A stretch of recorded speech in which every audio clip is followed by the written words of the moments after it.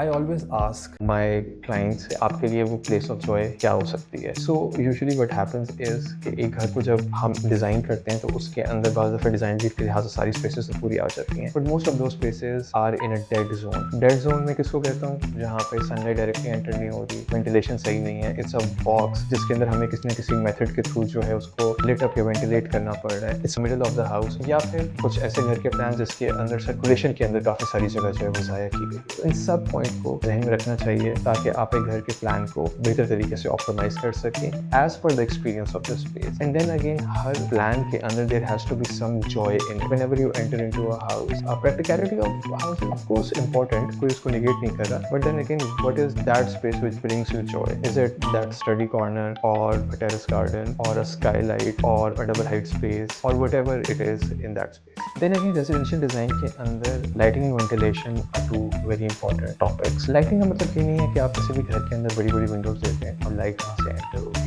Lighting का मतलब ये है कि सही एंगल के ऊपर, सही टाइम के ऊपर किस तरह से धूप ने एंटर होना है और किस तरह से हमें हीट से अपने घर को प्रोटेक्ट करना है। बाज़ दफ़ा वेस्ट फेसिंग हाउस के अंदर अगर आप बड़ी विंडो दे दें तो आपकी वो स्पेस पूरा साल जो है वो बहुत गर्म रहेगी। सिमिलरली अगर नॉर्थ फेसिंग हाउस के अंदर बहुत ही पतली विंडोज दी गई हैं और उनको सही एंगल पे नहीं दिया गया है कि पूरे घर के अंदर सनलाइट ही एंटर नहीं हो रही है, तो that is again gonna act in a negative manner towards the house. But a very good example is that how Zaha Hadid used to design spaces कि उन स्पेसेस के अंदर किस तरह से लाइट एक सर्टेन पैटर्न के अंदर एक टाइम के अंदर एंटर होती थी and it used to lit up the whole space and then again the same space would act very dark and moody at a certain point of night also.